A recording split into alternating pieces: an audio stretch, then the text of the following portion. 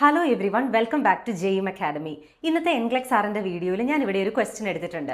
അപ്പോൾ ഈ ക്വസ്റ്റ്യൻ ചെയ്യാനായിട്ട് നമ്മൾ യൂസ് ചെയ്യുന്ന സ്ട്രാറ്റജി എന്തൊക്കെയാണെന്ന് നമ്മൾ മനസ്സിലാക്കി എടുക്കാനായിട്ട് പോവാണ്.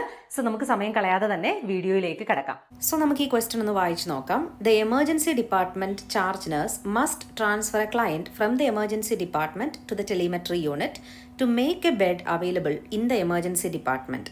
അതായത് എമർജൻസി ഡിപ്പാർട്ട്മെന്റിൽ നിന്ന് ടെലിമെട്രി യൂണിറ്റിലോട്ട് ഒരു പേഷ്യന്റിനെ ട്രാൻസ്ഫർ ചെയ്യണം.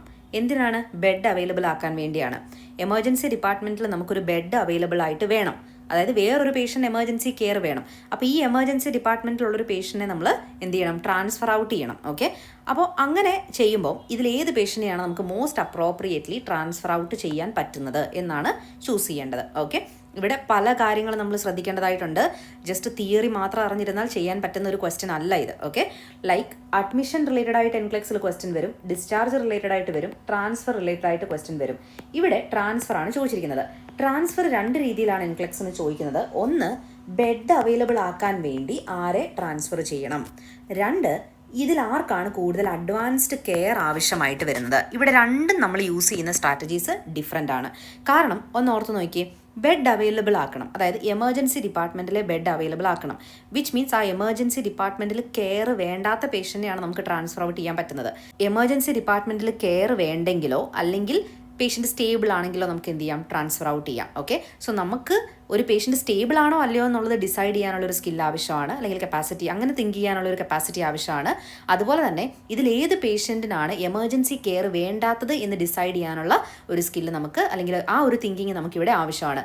അതാണ് ഇവിടെ അസസ് ചെയ്യുന്നത്. അല്ലാതെ ഇതിനകത്തുള്ള സെപ്സിസോ ഏട്രിയൽ ഫിബ്രിലേഷൻ എന്ന കണ്ടീഷനോ അല്ല.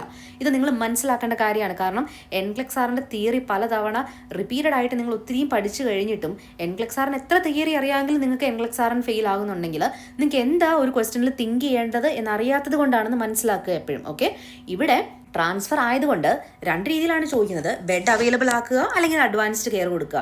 ഇവിടെ ക്ലിയർ ആയിട്ട് കൊടുത്തിട്ടുണ്ട് ബെഡ് അവൈലബിൾ ആക്കുക എന്നുള്ളതാണ്. സോ ഏത് ഒരു പേഷ്യൻ്റ് സ്റ്റേബിൾ ആയിരിക്കും, അല്ലെങ്കിൽ ഒരു പേഷ്യൻറ്റിന് എമർജൻസി കെയർ ആവശ്യമായിട്ട് വരില്ല എന്നാണ് അതിനർത്ഥം. അതുമല്ലെങ്കിൽ ഈ പേഷ്യൻറ്റിന് എമർജൻസി കെയർ അല്ല ആവശ്യം, ടെലിമെട്രി യൂണിറ്റിലെ കെയർ ആണ് ആവശ്യം എന്നതാണ്. സോ ട്രാൻസ്ഫറിൻ്റെ നഴ്സസ് റെസ്പോൺസിബിലിറ്റി അറിഞ്ഞിരിക്കണം. At the same time telemetry unit എന്താണ് ആൻഡ് ഏത് സിറ്റുവേഷനിലാണ് നമ്മൾ ട്രാൻസ്ഫർ ചെയ്യുന്നത്, അതെങ്ങനെ ഐഡൻറ്റിഫൈ ചെയ്യാം. ഇത്രയും കാര്യങ്ങളാണ് ഇവിടെ ആവശ്യം, അല്ലാതെ ഇതിനകത്തെ കണ്ടീഷൻ അല്ല. Okay, now option 1, sepsis who has A blood pressure of 88/52. Now blood pressure കുറവാണ്, ഇതിനൊരു ട്രീറ്റ്മെൻറ്റ് കൊടുത്തതായിട്ടോ ഈ പേഷ്യൻ്റ് സ്റ്റേബിൾ ആണെന്നോ പറയുന്ന ഒരു കാര്യവും ഈ ഓപ്ഷനിലില്ല. ഓക്കെ, സോ ബ്ലഡ് പ്രഷർ കുറയാണ്. സോ ഓഫ് കോഴ്സ് വളരെ കുറവാണ്, നമുക്ക് ഈ പേഷ്യൻ്റ് എമർജൻസി ട്രീറ്റ്മെൻറ്റ് ആവശ്യമാണ്. Okay, atrial fibrillation who has IV diltiazem ordered. Atrial fibrillation ആണെന്ന് ഐഡൻറ്റിഫൈ ചെയ്തിട്ടുണ്ട്. Already has IV diltiazem order ചെയ്ത മെഡിക്കേഷനും ഉണ്ട്.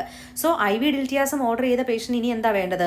ഈ മെഡിക്കേഷൻ കൊടുക്കുമ്പോൾ വേറെ എന്തെങ്കിലും പ്രോബ്ലം ഉണ്ടോ എന്ന് മോണിറ്ററിംഗ് ആണ് വേണ്ടത്, അല്ലേ? കാർഡിയക് മോണിറ്ററിംഗ് ആണ് വേണ്ടത്. കാർഡിയക് പ്രോബ്ലം ആണ്, കാർഡിയക് മോണിറ്ററിംഗ് വേണം. ഡ്രഗ് ഓൾറെഡി കൊടുത്തിട്ടുണ്ട്. സോ എമർജൻസി ട്രീറ്റ്മെൻറ്റ് ആവശ്യമില്ല അവിടെ. ഇത്രയും കാര്യങ്ങൾ വെച്ചിട്ട് നമുക്ക് ഈ പേഷ്യൻറ്റിനെ എന്ത് ചെയ്യാം? ട്രാൻസ്ഫർ ഔട്ട് ചെയ്യാൻ പറ്റുന്ന പേഷ്യൻ്റ് ആണ്. Okay, ulcerative colitis who has a fever and diarrhoea. ഫീവറും ഡയറിയയും ഉണ്ട്. ഈ പേഷ്യൻറ്റിനെ ഓഫ് കോഴ്സ് നമുക്ക് ടെലിമെട്രി യൂണിറ്റിലോട്ട് ഇപ്പോൾ ട്രാൻസ്ഫർ ചെയ്യാൻ പറ്റില്ല. കാരണം ഈ പേഷ്യൻറ്റിന് മോണിറ്ററിങ്ങിനെക്കാട്ടിൽ കൂടുതൽ ഇതിനൊരു ട്രീറ്റ്മെൻറ്റ് ആവശ്യമാണ്, കെയർ ആവശ്യമാണ്. അത് കഴിഞ്ഞിട്ട് വേണമെങ്കിൽ മോണിറ്ററിങ്ങിന് വേണ്ടി നമുക്ക് വേറെ എന്തെങ്കിലും ഡിപ്പാർട്ട്മെൻറ്റിലോട്ട് ട്രാൻസ്ഫർ ചെയ്യാം. പക്ഷേ ഇവിടെ ഈ ഫീവർ ആൻഡ് ഡയറിയയ്ക്ക് മെഷർമെൻറ്റ് എന്തെങ്കിലും കൊടുത്തതായിട്ടോ അല്ലെങ്കിൽ എന്തെങ്കിലും കെയർ കൊടുത്തതായിട്ടോ പറയുന്നില്ല. സോ നമുക്ക് ഈ പേഷ്യൻറ്റിനെ ട്രാൻസ്ഫർ ഔട്ട് ചെയ്യാൻ പറ്റില്ല. ഓക്കെ, അടുത്തത് chronic bronchitis who requires oxygen വയ നേസൽ കാനുല. അഗെയിൻ ഓക്സിജൻ ആവശ്യമാണ് ഈ പേഷ്യൻറ്റിന്. സോ എമർജൻസി കെയർ ആവശ്യമാണ്. അതുകൊണ്ട് നമുക്ക് ഈ പേഷ്യൻറ്റിനെയും ട്രാൻസ്ഫർ ഔട്ട് ചെയ്യാൻ പറ്റില്ല.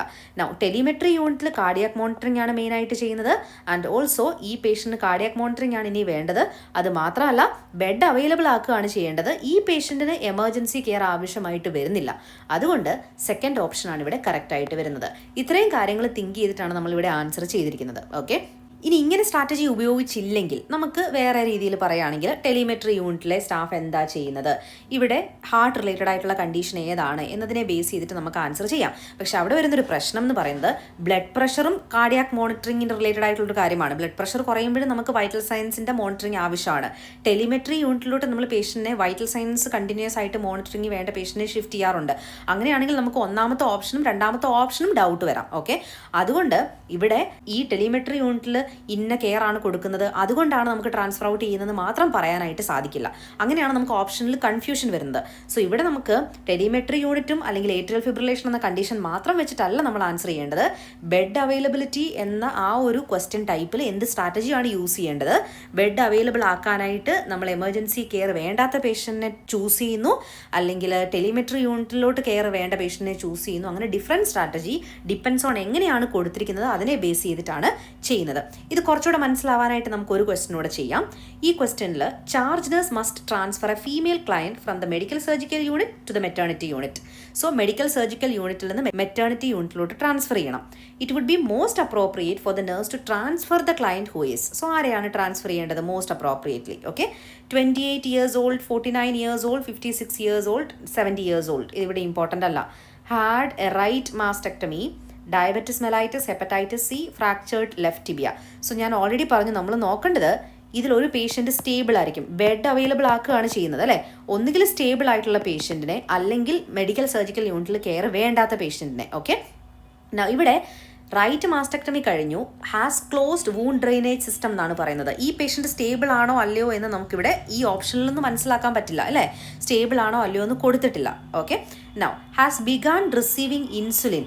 സോ ഇപ്പോൾ ഇൻസുലിൻ റിസീവ് ചെയ്യാനായിട്ട് സ്റ്റാർട്ട് ചെയ്തതേ ഉള്ളൂ. ഓഫ് കോഴ്സ് ഈ പേഷ്യൻറ്റിനെ നമുക്ക് ട്രാൻസ്ഫർ ഔട്ട് ചെയ്യാൻ പറ്റില്ല, ബെഡ് അവൈലബിൾ ആക്കാനായിട്ട് ട്രാൻസ്ഫർ ഔട്ട് ചെയ്യാൻ പറ്റില്ല. ഓക്കെ, അടുത്തത് ഹെപ്പറ്റൈറ്റിസ് സി ഉണ്ട്, എഫെബ്രൈൽ ആണ് 24 hours. എഫെബ്രൈൽ എന്ന് പറയുന്ന പ്രോബ്ലം ഇല്ല എന്നാണ്. സോ ഫീവർ കാര്യവും അവിടെ ഇല്ല. ഈ പേഷ്യൻറ്റ് സ്റ്റേബിൾ ആണെന്ന് മനസ്സിലാക്കാൻ പറ്റുന്ന ഒരു ഹിൻറ്റ് അവിടെ ഉണ്ട്. അപ്പോൾ ഈ പേഷ്യൻറ്റ് നമുക്ക് ട്രാൻസ്ഫർ ഔട്ട് ചെയ്യാൻ പറ്റും. ഓക്കെ, അടുത്തത് fractured left tibia had an external fixation device applied 48 hours ago.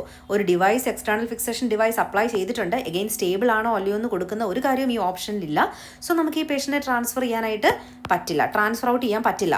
So ഇവിടെ നമ്മൾ യൂസ് ചെയ്ത സ്ട്രാറ്റജി, ബെഡ് അവൈലബിൾ ആകണമെങ്കിൽ ഒരു പേഷ്യൻറ്റ് സ്റ്റേബിൾ ആയിരിക്കണം അല്ലേ. ബെഡ് അവൈലബിൾ ആക്കാനായിട്ടാണ് നമ്മൾ ട്രാൻസ്ഫർ ചെയ്യുന്നത്, അല്ലാതെ അഡ്വാൻസ്ഡ് കെയറിന് വേണ്ടി അല്ല.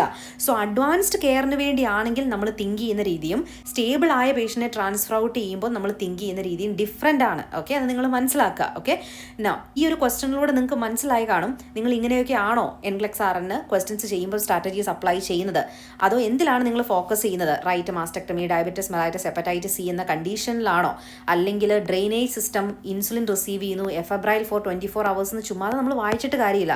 ഇതിനെ എങ്ങനെ ഈ ക്വസ്റ്റ്യൻ ടൈപ്പുമായിട്ട് കണക്ട് ചെയ്തെടുക്കാം എന്നുള്ളൊരു സ്കില്ലാണ് നമുക്ക് ആവശ്യം. സോ ക്രിറ്റിക്കലി തിങ്ക് ചെയ്യാനായിട്ടുള്ളൊരു സ്കിൽ ആവശ്യമാണ്, തിയറി ആവശ്യമാണ്, പ്ലസ് സ്ട്രാറ്റജീസ് ആവശ്യമാണ്. സോ ഈ ഒരു രീതിയിൽ നിങ്ങൾക്ക് NCLEX RN ക്ലാസ്സസ് അറ്റൻഡ് ചെയ്യണമെങ്കിൽ ഞങ്ങളുടെ അക്കാഡമിയിൽ കോൺടാക്ട് ചെയ്യാം. ഞാൻ തന്നെയാണ് NCLEX RN ക്ലാസ്സസ് നിങ്ങൾക്ക് എടുക്കുന്നത്, ഗ്രൂപ്പ് ക്ലാസ്സസ്. സോ നമുക്ക് ക്രാഷ് കോഴ്സും അതുപോലെ തന്നെ കംപ്ലീറ്റ് കോഴ്സും അവൈലബിൾ ആണ്. സോ ഈ ഒരു വീഡിയോ നിങ്ങൾക്ക് ക്ലിയർ ആയെന്ന് വിശ്വസിക്കുന്നു. Thank you so much for watching this video.